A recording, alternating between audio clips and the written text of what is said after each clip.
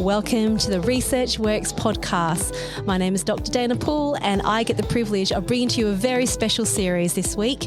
I am here in Slovenia at the European Academy of Childhood Disability, interviewing the researchers and presenters about their work. This is very exciting and I can't wait for you to delve into this whole research conference series. We hope you enjoy the series. Welcome back, everyone, to a special edition of the Research Works podcast here in Slovenia, EACD 2023. I have the utmost pleasure now to introduce a guest to you, which I'm sure all of you guys know who she is. I've been trying to get her onto the podcast for a little while now, and I finally have her because we'll have her here in person, Professor Roslyn Boyd. Welcome. Thanks, Dana. It's lovely to be here. I must say we're all really enjoying the face-to-face. Oh, it's so nice. So nice. It's so lovely. I think we've done a few conferences now where it's been virtual, and whilst it got us through those few years, there's just nothing quite like Not seeing the each same. other again. No. Yeah.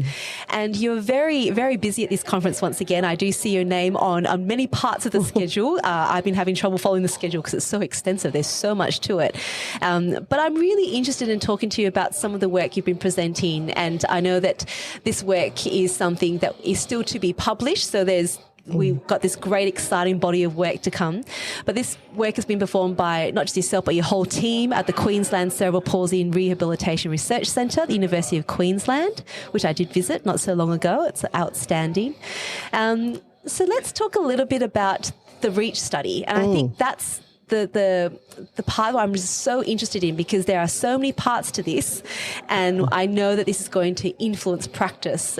So tell everyone a little bit about what the REACH study actually is. Well, the REACH study has been a really important collaboration internationally, actually. So 4 sites in Australia: Brisbane, Sydney, Melbourne and Perth, and also in Ohio in the States. Wow. And with collaborators also from Sweden and Italy. So it's been a big team, but actually really, you're right, actually it was trying to answer a clinically important question at that time. Yep. Things to remember is we started in 2015. Wow. And the premise was, we registered the trial then, and we wanted to recruit 150 babies. We recruited 96, but that was, hard enough because we had fairly specific criteria. Sure. We wanted to pick, and with our friends from Sweden, pick babies that were at high risk of cerebral palsy, unilateral cerebral palsy. And at the time, there'd been few studies like Anki Eliasson's on Baby-CIMT versus massage, one small study from Israel comparing the two approaches, Baby-CIMT versus Baby-BIM, but none that's starting at such a young age. We wanted to start as early as possible. So we wanted to use the high risk of CP, absent fidgety low Hine scores as one feature, but also imaging or on cranial ultrasound or MRI that showed a predominantly asymmetric lesion. Right. But then we had the problem is how much laterality of their hand skills did they have? Sure. And some people were very concerned that you would recruit babies to this study and you'd be doing constraint-induced movement therapy. And people at that stage were very concerned, were you going to have an effect on the good hand if you used constraint? Sure. Okay. So we then, luckily, with our Swedish friends, they published a paper soon after that, but Sue Greaves, our colleague in Melbourne, knew that the paper was coming, where a 3-point difference on the high or greater was indicative of a potential unilateral cerebral palsy. Right. So that's why we came up with that. Right, and okay. The interesting results are that, in a way, even though we did select all those babies with those range of impairments and features, and I just got the question when I presented our results, in that we still had 16% of babies in each group who end up with no clinical signs of CP at the age of 2. Wow. So we had the predominant group with unilateral CP, a small group with bilateral CP, but a small group who didn't have CP.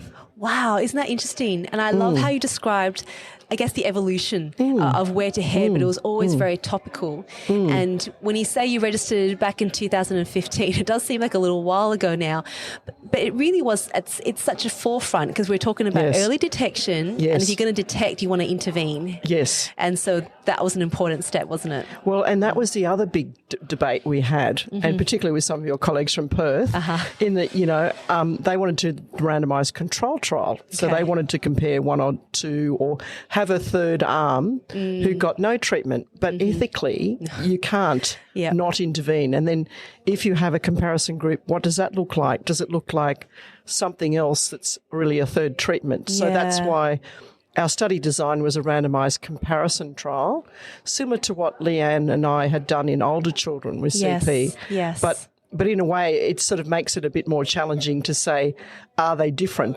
And you'll see from the results soon that it is similar to the results we found in older children. Yeah. But the important thing is that children with cerebral palsy, both groups have benefited in the study. Yeah. Both approaches are safe. Yep.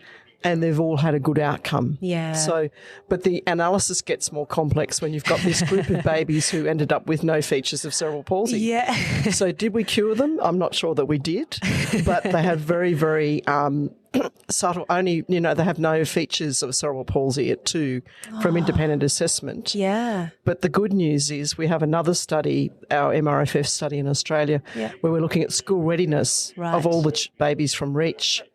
Game and another study on neuroprotection. Right. Where at the age of 5, we'll be able to comprehensively look at all those children as to whether they, ended up with any CP features, but any other perceptual, motor or cognitive difficulties. So all your studies have really woven into that for a really comprehensive approach. Tell me a little bit more about the actual intervention, about the key ingredients. I feel like I learned a lot about what the key ingredients were from you and all the work that your team does.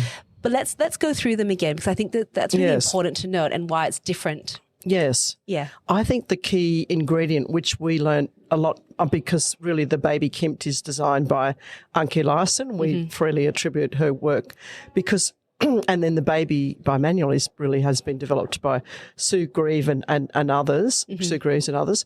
But, we all contributed, but they were sort of the underlying principles. It follows the principles of motor learning. Yeah. Baby-CIMT is very different to what's applied in older children. Yeah. We do not use a rigid cast, and we very specifically say that. And it's activity-based practice.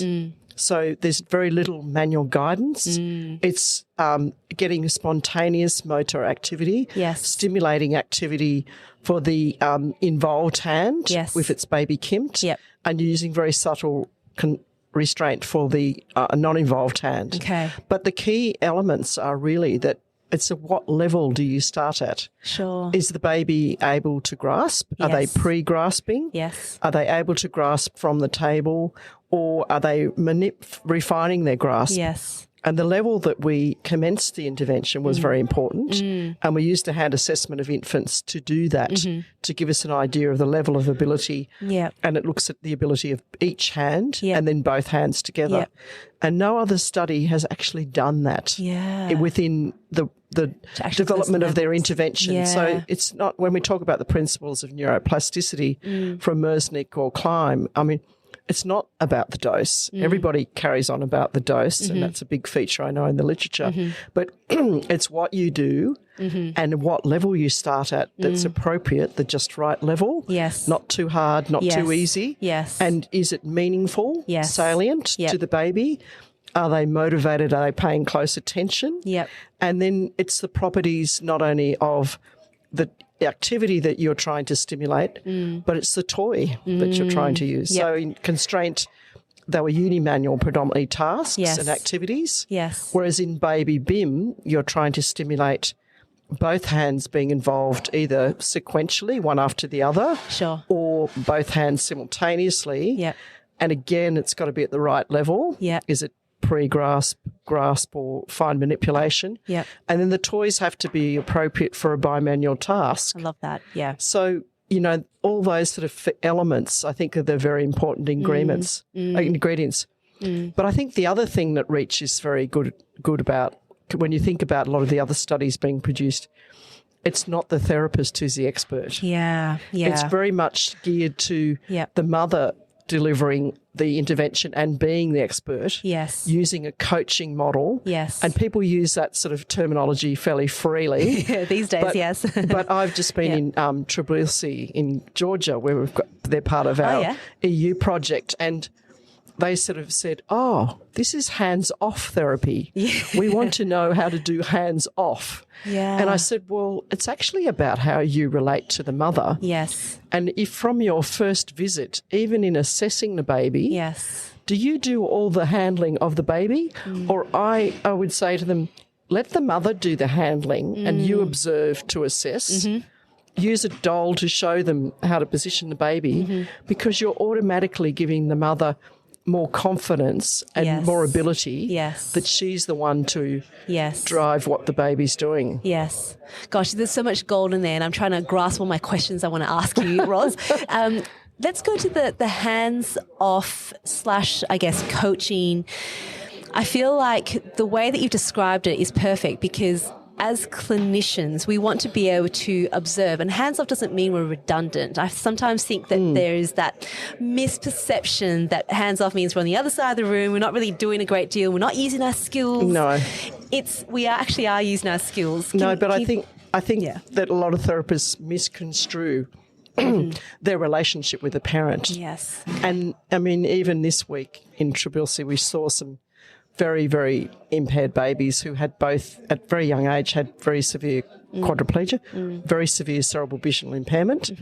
And just to come in to the hospital for an assessment, the parents are very stressed because their child is not even able to be put down and on assessment, always cries. And I said, and then we did home visits, totally different. Yeah. Babies in their own environment, Sure. but also the parents more in control, they're more relaxed. Yeah.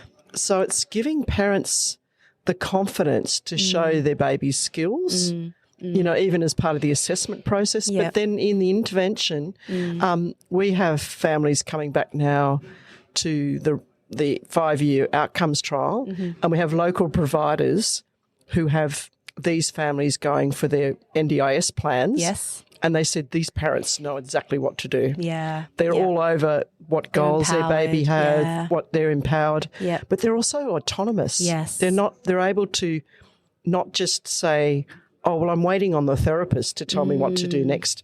And whereas the local providers tell us those who've had hands-on therapy consistently in a rehabilitation setting, they go to the provider and say, I want to sign up for twice a week till they're age 5. Right. Yep. Yeah. They've got no kind of confidence or independence. Okay. Yep. Whereas, you know, and it was interesting having this discussion with the Eastern European therapists because they haven't had a lot of training on motor learning or approaches where you're trying to use the context, the environment, the toys to stimulate what you want. Yes. They're reliant on their hands. Yes. Yeah. And even I did Beaumarth training. It's almost like you have. I used to talk about people having golden hands. Yeah. You know, I remember that. That was seen as a really great thing. Yeah. But in fact, I was lucky when I first trained in London.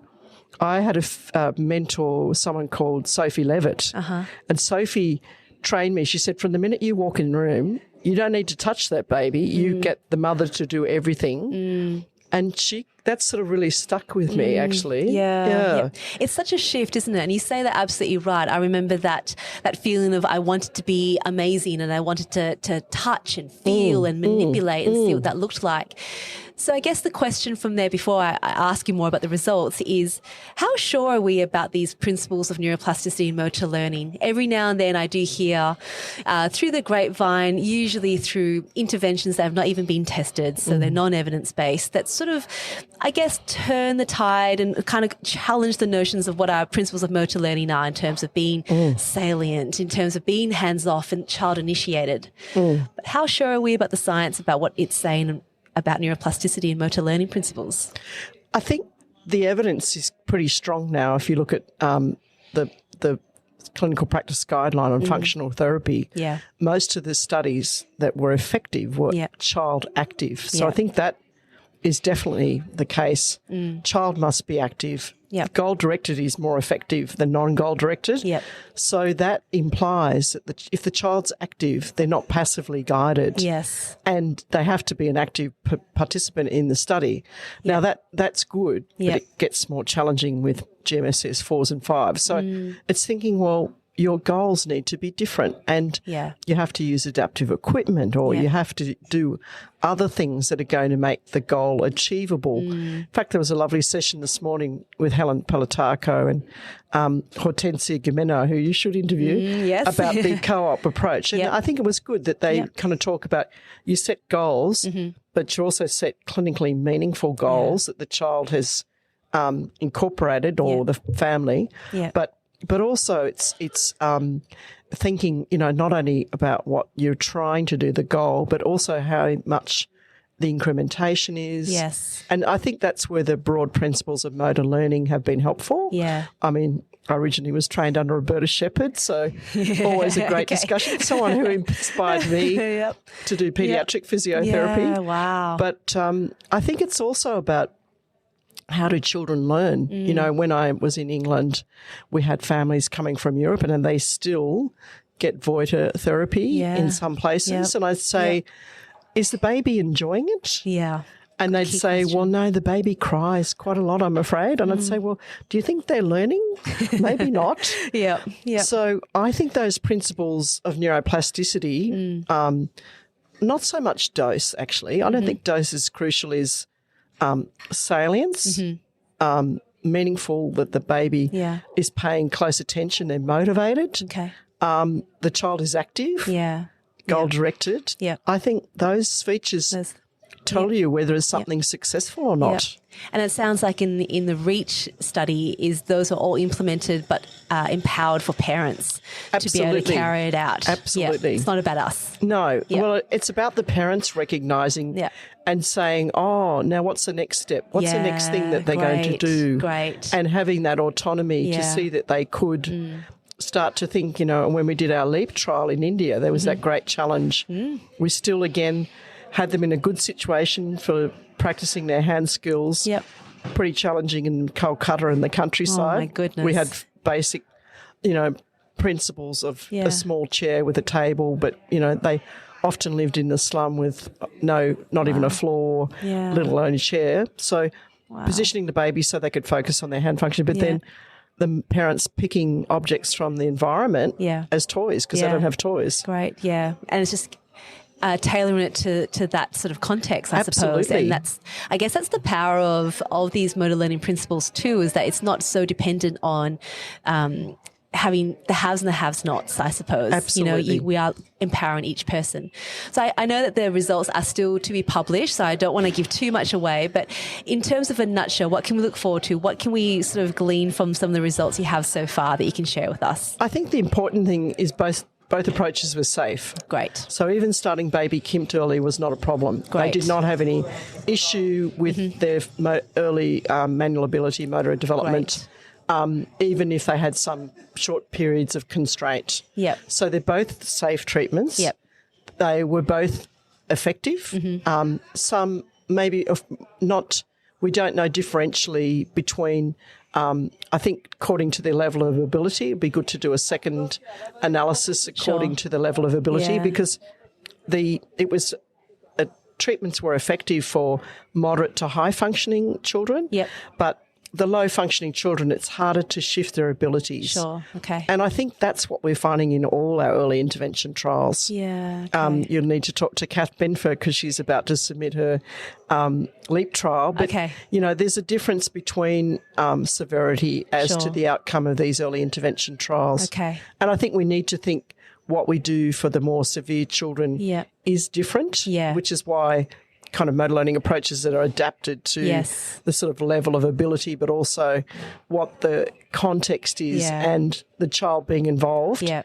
And like I said, the goals are different. Absolutely. The goals are different. For therapists, we can't expect children who are GMSCS 4 and 5 to have the same goals or the same increment. For sure. Yeah. Or potentially even the same treatment, because it'll be adaptation of their environment to achieve their goals. No, that's wonderful. And I think, look, I'll definitely be knocking on your door once this all gets published, which would be fantastic. But that gives such a great taster for it. Thank you for sharing all of that with us. And now, before I let you go, I'm just going to ask a final question, because I know you're also talking to a lot of early career researchers whilst you're here. You've certainly been wonderful and influential for me. I've been to your courses, particularly the one that helped me the most is writing grants, because that's just a big part of it, and systematic review courses.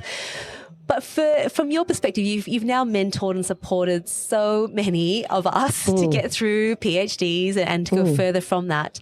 What will be your let's go top 3 tips, I suppose, for what you'd encourage us to be doing and how we can make sure that we're fulfilled in our career, but actually making the impact that, we hope to do so with research. Thank you. Well, I enjoy it. I really enjoy mentoring young people towards their career development. I mean, I didn't do my PhD till I was after 15 years of clinical practice. Okay. And I kind of say now, do a PhD, do it early. Don't, it's a training. It's a stepping stone. It's a good point. Gives you a process. It's not going to be the Nobel Prize. You don't have to put all your thoughts and energy into that PhD. Yeah. It's the first step. Yep. I think the other thing is to do it early, because people, particularly as therapists, people don't really take you seriously until you've got a PhD in the grand scheme of getting grants and getting your own team. Yeah, true. I would make sure that you pick a topic that you're really passionate about, but, get good advice about the sort of feasibility of what you're going to do, and whether you've got the sample size and the study design. Pick good mentors who are going to be invested in you. Look at their track records of not only getting people through their PhDs, but supporting them and mentoring them into their next careers. Because I think that's very important, because not all mentors are going to be there for you through the whole journey. And I think that's the other tip. You need a mentor. You always need a mentor, actually, no matter what level you're at. And when I was in Melbourne, they actually brought in a new thing, which I thought was really great. You can have a secret mentor. So it didn't have to be your boss. It didn't have to be your supervisor. In fact, it was probably good to have someone a bit independent. Someone who could look independently at what you're doing, and you can have a conversation and get honest feedback. That's actually really powerful. Said, who should we pick? And they said, pick someone who's where you'd like to be in 5 years. So I picked a professor in medicine who was a woman. And I thought, that'll be great. That's fantastic. And your point about mentors is so true. I remember that's probably when I started looking at mentors. I don't think we routinely think about that when you become a professional. You kind of just graduate, and if you do a PhD, your supervisor is kind of your automatic mentor. But to have that structured support is really vital, isn't it? And you need honest feedback, because you get very ingrained in your approach. Of course. And you think you're always right, but maybe you kind of need some independent opinion, which I think is good. But the other thing I'd say too, for all young students and even clinicians going into research, use that time. It's the best time of your life to maximise your track record and publications, because then you want to lead out as you are with your own studies that you're leading, and you need that behind you to help get your funding. But I would also ride on the coattails of other people until you get that autonomy, and you're going to need a mentorship for some time. I mean, I even have a mentor now. Everybody has mentors, and I think that's a good thing. That's so wonderful. Ros, thank you so much for sharing all of that. And I know all these things that you've said are true and real, because I've lived through them too. So, I mean, I'm on the other side of the country, but that still happens in that way. So, thank you for what you've done for the profession and for your support for so many researchers. Oh, thank you. Well, I really enjoy what I do. I think I've said to people a few times, there's not one day that I don't enjoy going to work. Oh, that's great. And the one thing that inspired me to work in cerebral palsy was actually seeing Roberta Shepherd back in the 80s when I was a student talking about cerebral palsy, and I thought, I'm never going to run out of questions to answer. There's always going to be something interesting, and it's got more and more exciting. I think with what we're doing. It's an exciting place to be right now. Absolutely. Well, thank you once again. Thank you. To all of our listeners, of course, we'll put links for all of this too on our website, researchworks.net. Stay tuned for more about the REACH study. So stay tuned. We'll definitely make sure we interview Ros again all about that. But hope you enjoy the series, and I'll talk to you all again really soon. Bye.